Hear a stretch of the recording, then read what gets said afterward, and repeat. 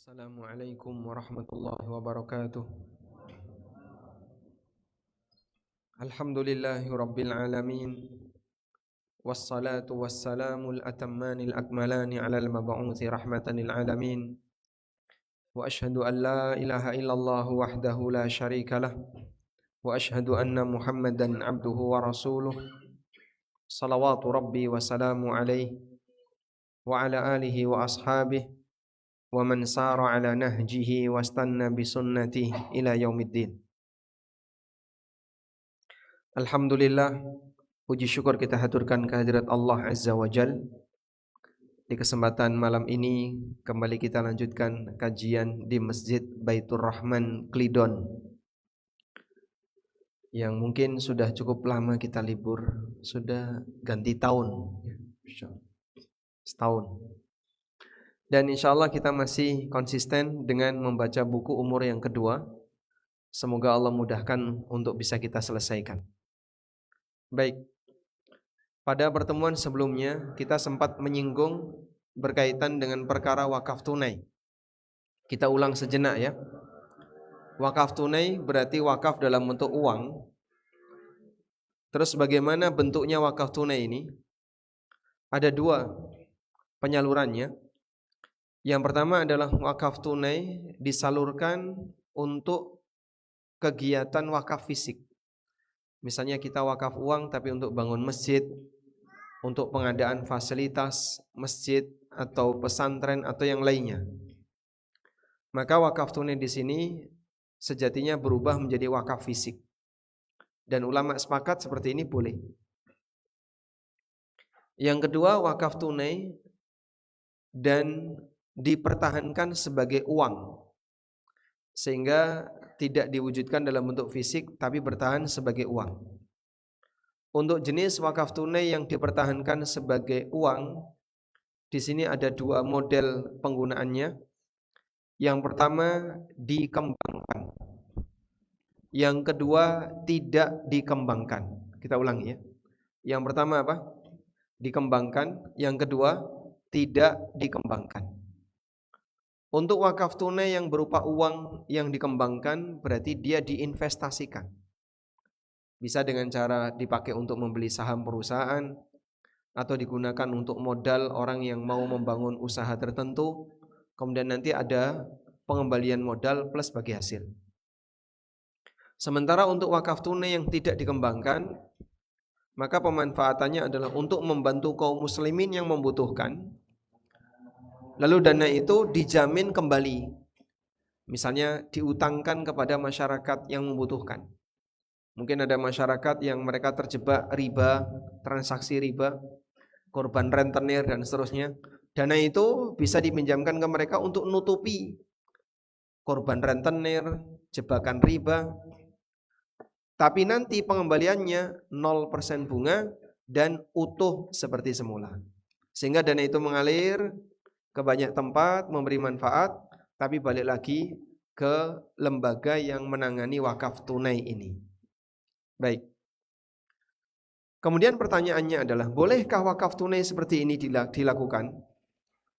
Bagi yang punya buku silakan dibuka halaman 110. Ulama berbeda pendapat berkaitan dengan hukum wakaf mata uang. Karena uang termasuk di antara objek yang ketika dimanfaatkan maka dia habis pakai. Dan ini merupakan pendapat mayoritas ulama. Mayoritas ulama mengatakan wakaf yang habis pakai ya tidak bisa diwakafkan. Wakaf nasi itu tidak bisa. Adanya sedekah nasi. Wakaf air itu tidak bisa. Adanya sedekah air. Kalau wakaf sumur bisa. Kalau airnya tidak bisa diwakafkan. Nah, dipakai apa Pak? Ya dibiarin kayak gitu saja. Ya rusak nanti airnya. Atau hilang, menguap.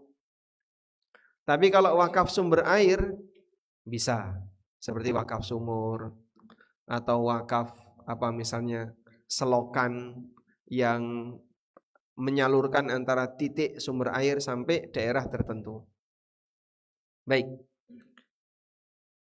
Hanya saja ada sebagian ulama yang memiliki sudut pandang yang berbeda. Nah, bagian ini yang nanti akan jadi catatan kita. Ada sebagian ulama yang memiliki sudut pandang yang berbeda. bahwa uang bisa dipertahankan nominalnya dengan cara diutangkan atau diinvestasikan. Yang tadi ya. Jadi bisa dikembangkan, bisa tidak dikembangkan. Yang penting nominalnya bertahan. Dia mengalir ke banyak tempat tapi balik lagi. Sehingga dengan cara ini uang akan tetap bisa dimanfaatkan namun nominalnya tidak hilang. Ibnu Qudamah menjelaskan, wa ma la yumkinul intifa'u bihi ma'a baqa'i ainihi kaddananir wad darahim la yasihhu waqfuhu fi qawli 'amatil fuqaha'i wa ahli ilmi. Benda yang ketika dimanfaatkan tidak bisa bertahan seperti uang, dinar maupun dirham, kemudian beliau sebutkan beberapa contoh yang lain, maka tidak sah untuk diwakafkan menurut pendapat mayoritas ulama. Wakilah, dan ada yang mengatakan fid darahim wad dananir yasihu waqfuhu ala qawli man ajaza ijaratuhu. Dinar dan dirham itu bisa diwakafkan menurut pendapat yang mengatakan boleh menyewakan dinar dan dirham. Menyewakan dinar dan dirham itu gimana, Pak? Sewa duit. Jadi cuma dibawa, nanti dikembalikan, terus bayar biaya sewa. Wa ammal hulli, adapun perhiasan, fayasihu waqfuhu lilubsin wal ariyah. Adapun perhiasan boleh diwakafkan lalu nanti disewakan atau dipakai. Jadi misalnya ada ibu-ibu wakaf kalung. Terus gimana ini? Ya, kalung ini dipertahankan sebagai kalung. Lah buat apa dipertahankan sebagai kalung kalau nggak dijual? Nanti kalau ada orang mau pinjem kalung, nyewa ke masjid. Nyewa kalung ke masjid. Biaya sewa itu masuk ke kas masjid, kalungnya dipinjem orang. Itu menurut Ibnu Qudamah bisa. Dan para ulama mengatakan bolehnya akan hal ini. Kita lanjutkan. Syekhul Islam Ibnu Taimiyah menjelaskan keterangan dalam mazhab Imam Ahmad. Imam Ahmad menjelaskan terkait kasus yang lebih unik daripada menjual objek wakaf untuk digantikan dengan yang lain, yaitu wakaf objek yang bisa dimanfaatkan kecuali dengan mengganti objek yang lain, yaitu wakaf objek yang bisa dimanfaatkan, mungkin tidak ya, yaitu wakaf objek yang tidak bisa dimanfaatkan kecuali dengan mengganti objek yang lain. Abu Bakar bin Abdul Aziz dalam kitab Asy-Syafi menyebutkan, naqala al-Maimuni, al-Maimuni menukil dari Imam Ahmad bahwasanya dirham apabila diwakafkan ala ahli baitihi, untuk anggota keluarganya, fa fiha sadaqah, maka di situ ada kewajiban zakat. Wa idza kanat 'alal masakin, tapi kalau diwakafkan kepada orang miskin, falaisa fiha sadaqah, maka tidak ada kewajiban zakat. Ada orang wakaf uang tapi untuk anggota keluarga. Kebayang enggak? Yang kata Imam Ahmad di sini ada kewajiban zakat. Jadi misalnya si A, dia punya banyak anak, ya. Anggaplah misalnya anaknya 10. Lalu si A ini wakaf untuk seluruh anaknya senilai 500 juta. Bapak wakaf 500 juta untuk 10 anakku. Lalu dari 10 anak ini 3 anak ditunjuk sebagai pengelola. Nah, dana dititipkan ke 3 anak tadi. Sudah? Selanjutnya gimana, Pak? Dana wakaf ini bisa dipinjam oleh siapapun di antara anak bapak ini yang butuh, tapi wajib dikembalikan. Nah, kata Imam Ahmad, yang seperti ini ada zakatnya. Tapi kalau diwakafkan untuk orang miskin, tidak ada zakatnya. Qultu, aku bertanya, rajulun waqafa alfa dirhamin fis sabil. Qala in kanat lil masakin falaysa fiha syai'. Ada orang yang mewakafkan 1000 dinar, 1000 dirham di jalan Allah. Kata Imam Ahmad, kalau itu untuk orang miskin tidak ada zakatnya. Aku wakafkan uang 1 miliar untuk kaum muslimin, pertahankan sebagai wakaf tunai. Baik. Lalu uang 1 miliar ini dipakai kulaan emas. Dapatlah misalnya sekian kilo emas. Dalam bentuk perdilan kecil-kecil ya. Ada emas 1 gram, ada emas 2 gram, dikumpulkan sampai totalnya 1 miliar. Nah, karena ini wakaf, setiap kali ada orang yang butuh uang, saya pinjem ke lembaga ini. Ngasihnya bukan uang, dikasih emas. Pinjam berapa? 5 juta. Nih, emas 2 gram. Nah, emas 2 gram tadi kemudian dijual. Karena utangnya emas 2 gram, maka kembalinya juga harus emas 2 gram. Karena teori utang, prinsip utang itu dikembalikan sesuai yang diterima.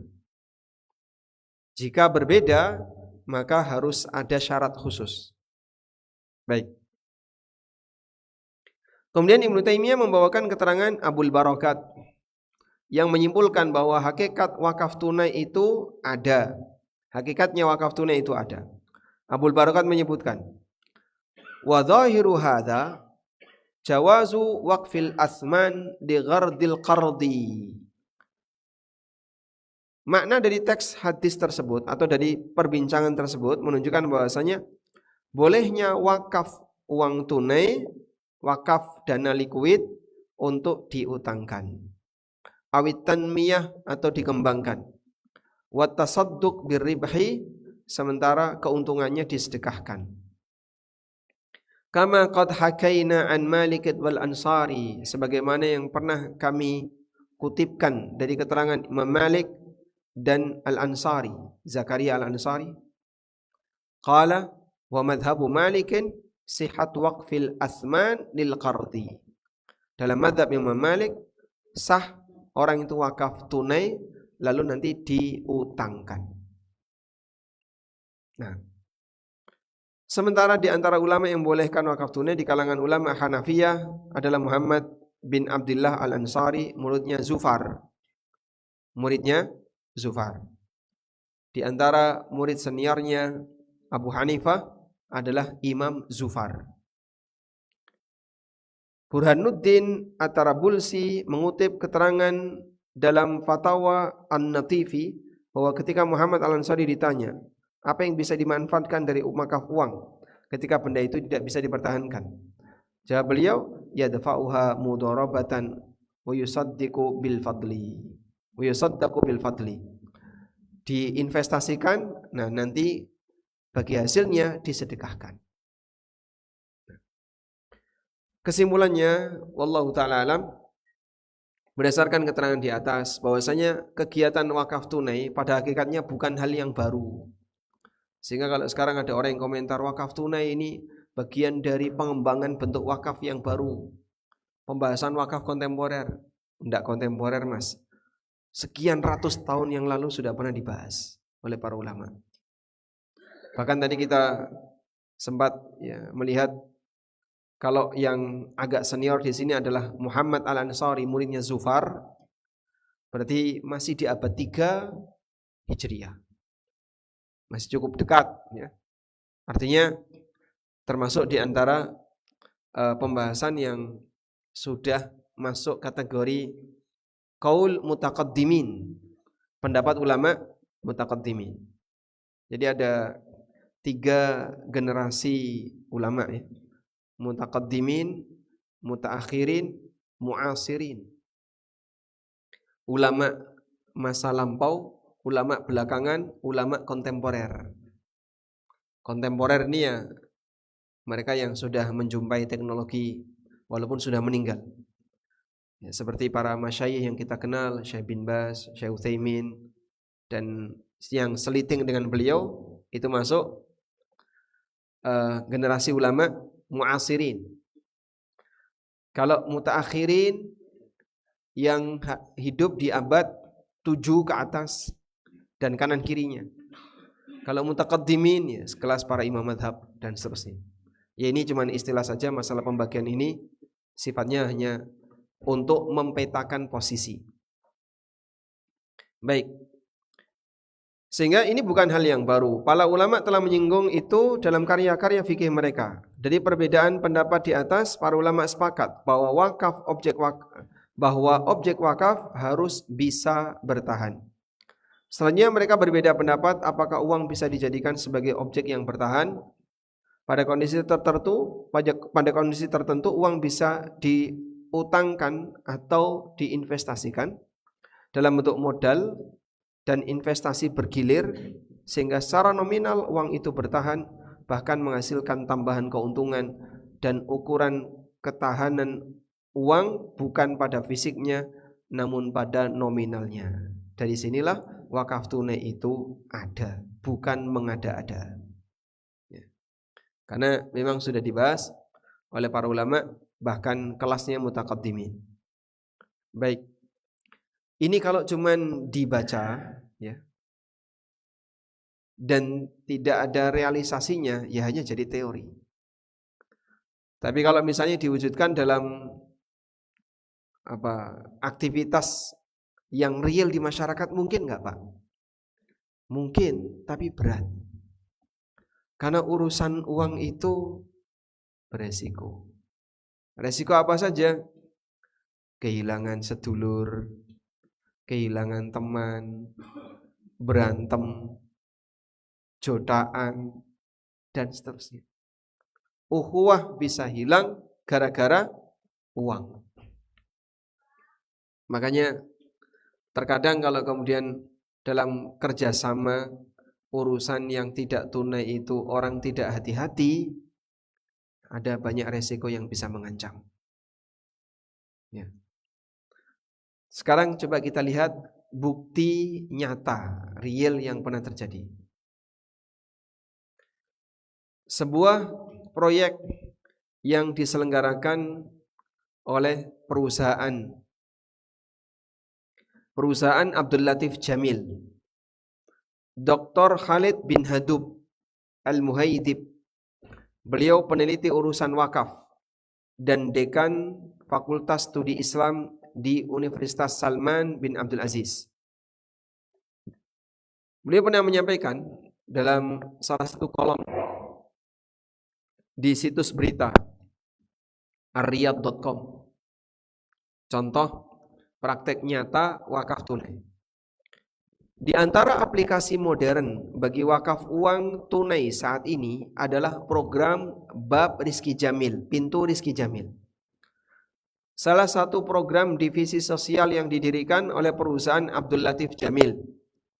Melalui program ini telah terlaksana pemberdayaan dan pemberian modal untuk para pemuda dan pemudi yang ingin bekerja dan membangun bisnis.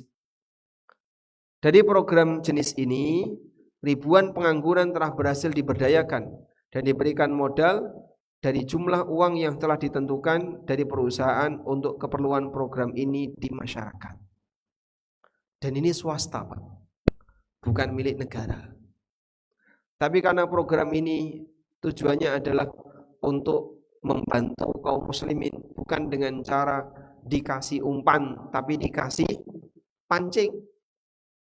Akhirnya program ini didukung oleh pemerintah dan Masya Allah banyak sekali kaum muslimin yang terbantukan, dapat modal, dipakai untuk pengembangan, didampingi dan seterusnya. Kayak gini kalau di Indonesia gimana? Hilang. Sehingga kasih modal besok minta lagi, kasih modal besok minta lagi. Wujudnya mana? Jadi HP. Kasih modal kok gonta-ganti HP. Ya gimana? Ini edukasi untuk mengajarkan masyarakat berkaitan dengan tanggung jawab dan amanah ketika dia membawa harta orang lain perlu banyak mendapatkan penekanan. Karena di bagian ini mungkin sebagian besar orang terkadang kurang perhatian, sehingga bawa uang orang lain tapi meremehkan, kurang hati-hati, tidak maksimal. Sementara urusan yang gak selesai di dunia akan berlanjut sampai akhirat. Sekarang kita akan baca ketentuan wakaf produktif. Atau sebelumnya ya, tentang apa yang tadi kita ceritakan. Alhamdulillah dulu pernah kami praktekkan. Mungkin sebagian di antara jamaah sudah pernah mengikuti program ini. Diselenggarakan oleh Yayasan Amal Abadi Indonesia Yayasan Amal Abadi Indonesia ini payung hukumnya ANB Channel. Waktu itu kita mengumpulkan dana dari jamaah, tapi terbatas, sehingga tidak bisa diumumkan keluar melalui online, tidak boleh, karena kita tidak punya izin dari OJK, sehingga sifatnya hanya untuk kalangan terbatas. Bagi kaum muslimin yang punya uang nganggur di rekening dan mau dititipkan ke lembaga ini, silahkan. Ada yang ngasih 2 juta, ngasih 5 juta, ngasih sekian juta. Kita buat surat utang. Siapa penjaminnya? Lembaga. Terkumpul sekian puluh juta. Ditambah lagi beberapa donasi umum yang diterima oleh yayasan, terkumpul sekian puluh juta. Lalu setelah itu kita berikan penawaran bagi kaum muslimin yang ingin pinjam, dengan syarat tujuannya untuk menyelamatkan diri dari riba. Silahkan. Masya Allah, ada banyak sekali ya yang mengajukan pinjaman sampai Gunung Kidul pelosok. Karena dulu kan kita batasi DIY.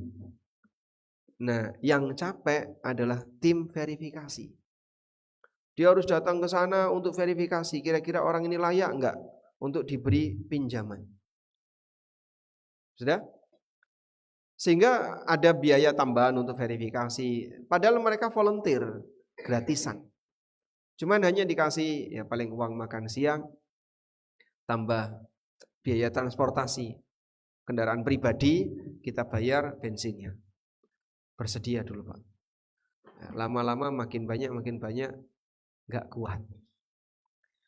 Dan itu pun alhamdulillah sudah ada beberapa puluh orang ya yang sempat kita tutupi utang-utang ribawinya, tapi dengan kesepakatan mereka harus mengembalikan. Dan alhamdulillah dana itu kembali. Semua yang punya utang atau yang punya piutang di YAI semuanya sudah kita bereskan. Tapi yang utang dari YAI ini tidak semuanya balik. Terbackup dengan zakat. Ada zakat, kita tutupi sebagai dana zakat untuk para ghorimin. Dan ghorimin itu berhak menerima zakat. Alhamdulillah beres. Ya, cuman piutang-piutang itu belum tertagih semua. Yang ada di Gunung Kidul, ada di titik-titik mana itu belum tertagih semua. Baik. Dan kita dulu juga sempat membuat satu sistem keamanan ya. Insya Allah cukup bagus sebenarnya. Masalahnya untuk mengerjakan itu butuh SDM yang banyak. Tapi di saat yang sama terkadang ada pihak yang memanfaatkan. Aji mumpung ada bantuan seperti ini, utang tanpa riba. Sehingga dia punya utang di rentenir, ditutupi, lunas, dia nyicil, alhamdulillah berhasil. Utang lagi ke rentenir lagi, punya masalah yang sama.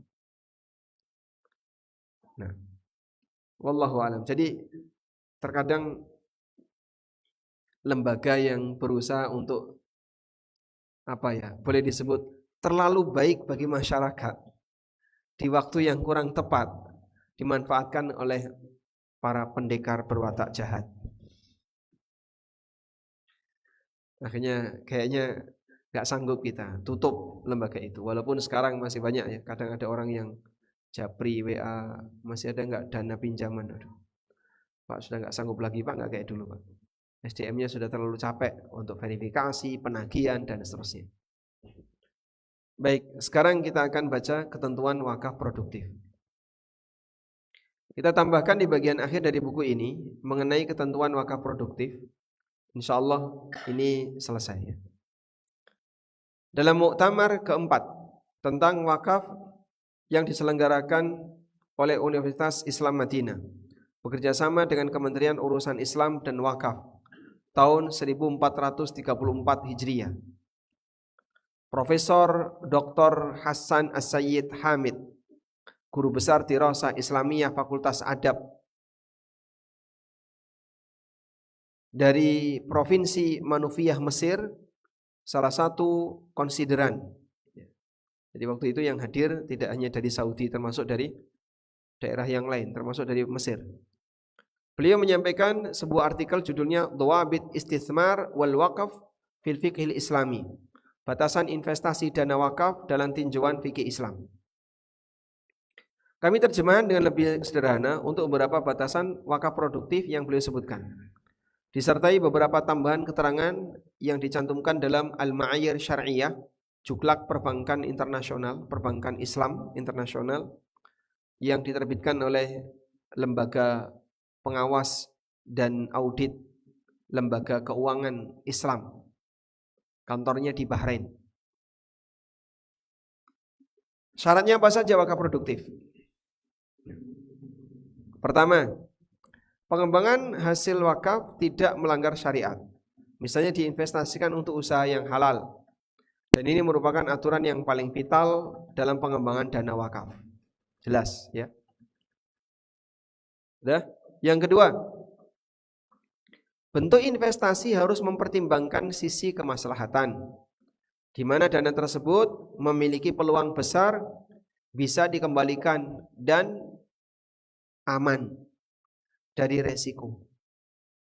Jadi mempertimbangkan ke arah mana diinvestasikan, ada dua pertimbangan. Satu, aman, prudent. Yang kedua, memungkinkan dikembangkan. Sehingga nadhir wakaf bisa melibatkan konsultan ahli agar memberikan arahan mengenai pengembangan dana wakaf yang tepat. Dalam Ma'ayir Syariah juga disebutkan yang semisal, yambaghi al-isti'anatu bil khubara al-mutakhassisin. Selayaknya orang itu minta bimbingan dari para ahli bidang investasi fil istismar kal muassasat al-maliyah al-islamiyah, seperti lembaga keuangan Islam. Tujuannya apa? Agar tidak salah menempatkan dana, agar gak waton. Baik. Yang ketiga, proyek investasi tidak beresiko menghilangkan nilai pokok modal. Karena itu harus memperhatikan prinsip kehati-hatian. Karena itu hindari unit usaha yang baru dimulai. Kenapa, Pak? Nah, startup itu bakar duit. Usaha startup itu rata-rata apa, Pak? Bakar duit. Sehingga belum terbukti ketahanannya. Dalam Juklak Ma'ayir Syariah juga disebutkan, yajibu indal istismari ri'il waqfi awil awqaf al-istismariyah ittikhadhu jami'il wasail al-kafilah. Ketika hendak mengembangkan hasil wakaf atau aneka wakaf produktif, wajib untuk menggunakan semua sarana yang menjamin pengembangan dana wakaf dan penjagaannya. Wal istifadah min turuqil hadithiyah al-masyru'ah lil istismar, dan memanfaatkan berbagai fasilitas modern dalam investasi dengan tetap memperhatikan syariat wakaf dan syarat yang diajukan wakif. Jadi intinya enggak boleh asal ya. Perhatikan apakah kira-kira ini aman atau tidak aman, berpeluang bisa dikembangkan atau tidak. Keempat, boleh menunjuk pihak ketiga untuk menjadi penjamin atas dana wakaf yang diinvestasikan kepada unit usaha tertentu, di mana posisi pihak ketiga akan siap mengganti dana wakaf jika unit usaha mengalami kerugian. Merujuk kepada keputusan Majma' Fikih Al-Islami Ad-Duwali di bawah OKI yang membolehkan adanya pihak ketiga untuk investasi dalam bentuk surat berharga. Baik, saya kasih contohnya. ANB Channel itu wakaf dan dibentuk dari nol. Kita tidak punya apa-apa. Lam yakun syai'an madhkuro, tidak ada namanya. Lalu ada orang yang wakaf HP, pakai kabel klewer-klewer ke depan. Terus saya kajian kadang zoom out, zoom in sendiri. HP kan kayak gitu ya. Gerak dikit nanti ngezoom sendiri, nanti ngecil sendiri. Sampai ada orang yang wakaf kamera, nggak bisa dipakai. Hingga ada penjual kamera yang berbaik hati, saya gantikan dengan kamera yang lebih bagus, langsung barter. yang bisa dipakai. Alhamdulillah. Dari satu kamera ini kemudian kita gunakan untuk bikin channel YouTube, sudah tidak lagi membesar mengecil, sudah bisa stabil. Sudah. Dalam posisi semua tenaga volunteer. Hingga kemudian coba kita kembangkan dengan cara jualan merchandise. Jualan kaos, jualan payung, gelas, yang saya yakin semuanya sudah rusak itu. Yang beli-beli itu paling sudah rusak.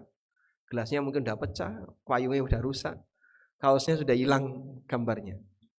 Produk awal-awal dulu ya. Tapi merambat. Sampai akhirnya kita punya dana sedikit yang cukup untuk dipakai usaha yang lebih besar. Dibuatlah ANB Store. Nah, dan jualan utamanya merchandise sama buku yang saya tulis. Dari situ kemudian dana yang terkumpul, keuntungan yang terkumpul diinvestasikan. Investasi di mana, Pak? Di salah satu donatur. Beliau punya usaha jual beli alat berat. Jual beli alat berat ya. Akhirnya kita investasikan di situ. Tapi ada penjaminnya. Nah, yang bagus saya minta kalau mau diinvestasikan di sini syaratnya satu, harus ada penjamin. Alhamdulillah ada pihak lain. Saya nanti sanggup jamin. Kalau sampai rugi kita ganti. Nah, itu penerapannya dari sini. Sehingga dana pengembangan hasil wakaf tadi diinvestasikan di unit usaha tertentu, ada orang pihak ketiga yang menjamin. Alhamdulillah dapat untung. Nah, sekarang masih bertahan. Baik. Nah, bisa seperti itu misalnya kalau kas masjid digunakan untuk wakaf gimana, Pak? Mungkin, tapi dengan cara apa? Harus ada penjamin. Misalnya saldo masjid ini terkumpul 1 triliun, Masya Allah. Kebanyakan ya. 1 M, 1 meter. Sementara kita belum butuh untuk itu. Maka sebaiknya gimana? Yang bisa dilakukan adalah mungkin Anda bisa melakukan wakaf di unit tertentu dengan adanya apa? Penjaminan. Nah, dijamin, setelah dijamin, nanti gimana? Ketika dijamin, ini akan lebih aman. Selanjutnya, telah tercukupi kebutuhan para penerima wakaf al-mauquf alaih, sehingga dana wakaf yang diinvestasikan tidak ganggu hak mereka yang seharusnya ditunaikan sebelum dikembangkan. Ya kayak tadi ya, kas masjid ini nganggur dalam waktu yang dalam jumlah banyak, waktunya lama. Pak, daripada dibuat nganggur, kita wakafkan, silahkan. Karena kas masjid ini nganggur. Sudah? Nah, masjidnya sudah tercukupi belum? Sudah, Pak, wis turah-turah, Pak. Bahkan saya boleh saran ya kepada para takmir masjid. Kalau masjid sudah enggak butuh dana, sebaiknya kotak infaknya jangan dipasang. Loh, kok bisa, Mas? Ya niru Masjidil Haram itulah, Pak. Kenapa? Lah, kalau dikumpulin buat apa? Cuma dikumpulin. Kecuali kalau ada kegiatan sosial. Sehingga kotak infaknya diganti, bukan kotak infak operasional, tapi kotak infak sosial. Ditulisi, dana ini akan dimanfaatkan untuk kegiatan sosial kemasyarakatan di sekitar masjid. Saya pernah lihat ada masjid seperti itu. Tidak ada kotak infak operasional. Adanya kotak infak anak yatim, TPA, terus satunya lagi sosial kaum muslimin. Jadi masjidnya malah tidak ada. Maka kita kalau infak di situ bukan untuk masjid, semuanya dipakai untuk keluar masjid. Untuk TPA di kanan kiri masjid, untuk kaum muslimin yang membutuhkan. Jadi tidak lomba-lomba ngumpulin saldo buat apa? Kalau sekiranya sudah enggak butuh, hanya sebatas untuk dikumpulin, ya sudah. Jika memang takmir tidak ada program sosial kemasyarakatan, ya mungkin sesekali ya tidak perlu untuk narik dana dari masyarakat. karena saldonya sudah cukup. Untuk operasional, saldo kemarin sudah mencukupi, ada ratusan juta. Sementara sudah nggak butuh lagi. Ada, saya boleh sebut ini pelanggaran takmir ya. Kalau karena merasa dananya banyak, akhirnya gampang renovasi, Pak. Dikit-dikit renovasi, dikit-dikit renovasi. Ganti ini, ganti ini, ganti ini. Ya memang termanfaatkan, tapi jadinya apa? Kurang maksimal. Sehingga terkesan seperti yang penting modal. Yang penting seperti gaya pemerintah, Pak. Menghabiskan anggaran. Dah, anggaran terserap habis. Gak memikirkan efisiensi. Kalau kayak gini caranya, ya mohon untuk tidak dilakukan. Ini dana umat. Baik. Di sini ada keterangan dalam ma'yar syariah disebutkan yajuzu istismaru ri'il waqfi fil halati allati la tu'assiru ala tauzi'ihi ala mustahiqihi. Boleh menginvestasikan hasil wakaf pada kondisi ketika hal itu tidak mempengaruhi distribusi hasil wakaf kepada yang berhak. Sehingga kalau yang berhak belum tercukupi, ya nggak boleh investasi. Prioritas dulu kepada siapa? Yang berhak. Kayak tadi wakaf masjid, ya wakaf masjid dulu. Beres masjid sudah, masih sisa Pak banyak. Nah silahkan diinvestasikan ke yang lain. Yang keenam, nilai pengembangan betul-betul disalurkan untuk kepentingan para penerima manfaat wakaf, karena inilah yang menjadi tujuan utama wakaf. Sehingga dana itu kalau memang mau dikembangkan dalam unit wakaf, maka nanti silahkan dikembangkan dan hasilnya, hasil pengembangannya dipakai apa? Untuk kegiatan sosial kemasyarakatan, bukan untuk raya-rayahan para pengurus. Karena tujuan asal adalah untuk itu. Walhamdulillahirabbil alamin. Baik. Walhamdulillah, semoga yang kita bahas ini bermanfaat. Sudah selesai buku umur yang kedua. Kita baca sampai titik yang terakhir. Demikian, Allahu a'lam. Wa sallallahu ala nabiyyina Muhammadin wa ala alihi wa sahbihi wa sallam. Wa akhiru da'wana alhamdulillahirabbil alamin. Ada yang mau disampaikan? Tidak ada? Nah, mengenai kelanjutan kajiannya nanti lihat di pengumumannya. Nanti mungkin takmir akan mengusulkan kira-kira mau mengangkat materi apa yang bisa kita jadikan sebagai kajian rutin di masjid ini. Cukup? Ada yang mau disampaikan Bapak? Tafadhol.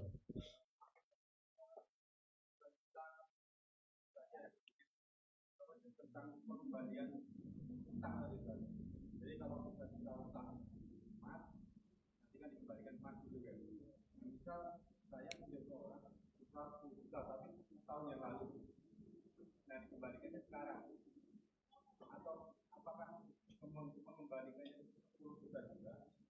Tapi kalau nilainya kan sudah beda, 10 tahun yang lalu 10 juta juga, atau dikonversi ke emas. Ya.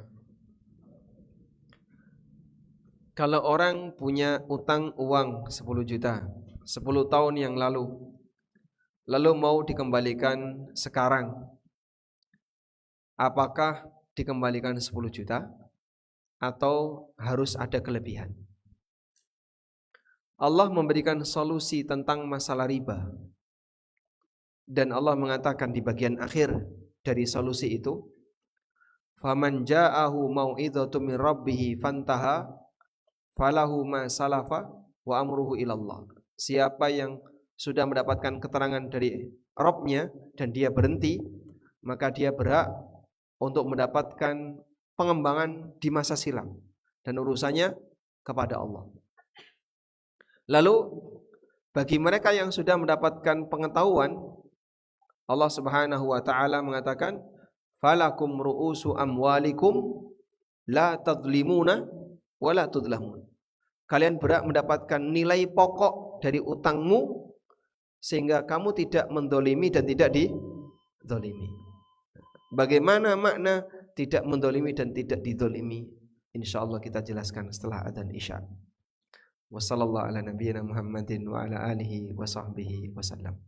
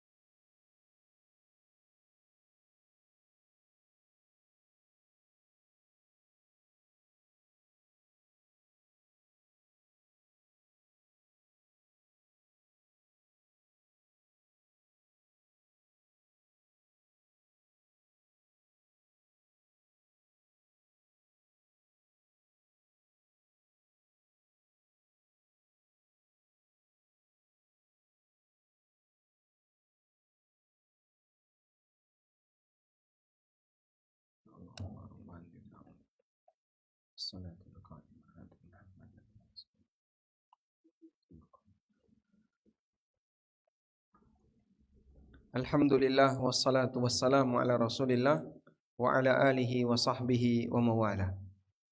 Kita bahas yang tadi dinyatakan oleh Allah dalam Al-Qur'an, falakum ru'usu amwalikum la tadlimuna wa la tudlamun. Kalian mendapatkan senilai harta pokok yang kalian miliki sehingga kalian tidak mendolimi dan tidak didolimi. Jadi solusi bagi orang yang bertransaksi utang piutang yang dulu sempat ada kesepakatan ribawi, maka diberi arahan oleh Allah, ambil pokoknya saja agar tidak mendolimi dan didolimi. Bapak catat kalimat terakhir, tidak mendolimi dan tidak didolimi, berarti dikembalikan kepada prinsip yang paling adil untuk kedua belah pihak. Nah, sekarang kalau kemudian di sini terjadi inflasi, faktor inilah yang kemudian menyebabkan apakah perlu ada penyesuaian ketika utang itu dibayarkan dalam waktu yang sangat lama. Utangnya dilakukan tahun 70-an, mau dibayarkan tahun 2000-an. Selisihnya jauh sekali. Terus bagaimana kalau terjadi seperti itu? Di masa Nabi SAW dan para sahabat, mengingat mereka menggunakan dinar dan dirham dan secara umum lebih stabil nilainya, maka konsekuensi adanya utang yang lama tidak memberikan pengaruh yang terlalu signifikan. Kecuali kalau utangnya dalam bentuk bahan makanan, pengembaliannya dalam bentuk bahan makanan, mungkin akan sedikit signifikan kalau kemudian selisih harganya jauh. Karena di zaman Umar itu pernah terjadi inflasi yang serius. Sampai harga barang mahal-mahal, dan di saat itu pernah ada orang yang mencuri, ketangkap tapi tidak dihukum karena kondisi yang paceklik, banyak orang yang membutuhkan. Baik, kembali ke sini. Kalau terjadi inflasi, para ulama membagi menjadi dua. Satu, untuk inflasi yang masih bisa ditoleransi, maka pemberi utang tidak boleh minta kelebihan. Yang kedua, untuk inflasi yang tidak bisa ditoleransi, maka pemberi utang boleh minta kelebihan. Baik, yang bisa ditoleransi dan tidak bisa ditoleransi batasnya berapa? Sebagian memberikan batasan sepertiga. Nah, sepertiga itu kan 35%. Maka angka inflasi kalau mencapai 30 sekian persen ke atas, berarti dia sudah tidak bisa ditoleransi. Kalau misalnya mengacu kepada angka inflasi Indonesia 3% tiap tahun, berarti di angka 10 tahun atau 11 tahun sudah masuk kategori inflasi yang tidak ditoleransi karena terlalu tinggi kenaikannya. Bukan berdasarkan harga barang tertentu ya. Kalau emas ya terlalu jauh, bisa 50% kalau emas. Tapi yang lebih tepat adalah inflasi secara umum. Alhamdulillah walaupun emas harganya naik, gorengan tidak geser. Kan tetap 10.000 dapat 10 ya. Walaupun emas naik kan terus enggak 10.000 dapat 3 enggak. Gorengan tidak bergeser. Berarti hanya di komoditas tertentu di mana kenaikan harga itu terlalu ekstrim. Baik. Nah, kalau tidak bisa ditoleransi yang disebut dengan hiperinflasi, maka nanti disesuaikan. Penyesuaiannya pakai standar apa? Dalam beberapa fatwa yang disampaikan oleh para ulama, ini saya bahas di buku saya Ada Apa Dengan Riba. Di bagian penyelesaian tentang masalah riba, beberapa fatwa yang disampaikan oleh para ulama seperti keterangan yang pernah dinyatakan oleh Dr. Khalid Al-Muslih, hafizahullah. Beliau mengembalikan kepada emas. Kenapa dikembalikan ke emas? Karena emas ini secara umum stabil. Nah, belakangan emasnya tidak stabil. Emasnya terlalu enggak normal harganya. Sampai para pedagang emas sendiri juga bingung, Pak. Karena Bapak jangan mengira bahwa emas ini alat investasi yang aman. Yang ada emas itu hanya berfungsi untuk hedging. Hedging itu untuk penjaga nilai saja, bukan untuk investasi. Sehingga misalnya Bapak punya uang 100 juta, dipakailah beli emas A, dapat sekian gram. Sudah. Geser 1 bulan harganya naik. Dari 100 juta dapat 100 juta, 1 misalnya, 100,1 dapat 1 juta untung. Nah sekarang 101 juta dipakai beli emas yang sama, nggak dapat seperti sebelumnya. Nah sama saja kan berarti kan. Baik. Nah dikembalikan dengan nilai emas dalam posisi masih normal. Jadi kalau 10 juta ini terlalu jauh Pak, dulu 10 juta bisa dapat ini, sekarang nggak dapat apa-apa. Ya sudah, Anda nanti kembalikan ke emas. Contoh ya, kami punya keluarga, utangnya itu tahun 70-an. Mau dilunasi 2016. Itu saudaranya nenek saya. Nah, karena ini rembukan tua ya, anak kecil tidak boleh ikut campur. Cuman sempat di antara anak-anak mereka menjapri saya, gimana ini? Ya, karena dia utangnya 30.000 kalau tidak salah, cuman 30.000, tapi tahun 70 dibayar 2016. Berapa itu kira-kira? Dulu sudah dicicil 10.000, tinggal 20.000, 2016 tor 20.000. Padahal 30.000 itu beli tanah harganya 30.000. Dicicil 10.000, mau store kurang 20.000, tak bayar 20.000. Yang didolimi siapa? Yang ngutangi. Di posisi yang diutangi dolim. Padahal solusinya la tadlimuna wala tudlamun. Kalian tidak mendolimi dan tidak didolimi. Akhirnya kita lakukan harusnya penyesuaian. Pakai apa? Harga emas 20.000 tahun 70 dapat emas berapa? Wah, emas waktu itu 500 rupiah misalnya. Ya, tinggal 500 rupiah, 20.000 dibagi 500 rupiah dapat sekian gram, kasihkan itu dalam bentuk uang. Enggak bersedia mereka. Ya, ini kalau kita mau komitmen dengan solusi la tadlimuna wala tudlamu. Jadi kira-kira kalau 10 tahun apakah mengalami hiperinflasi atau tidak, itu standar yang bisa dipakai. Wallahu alam, demikian. Wassallallahu ala nabiyyina Muhammadin wa ala alihi wa sahbihi wasallam. Wa akhiru da'wana alhamdulillahi rabbil alamin. Wassalamualaikum warahmatullahi wabarakatuh.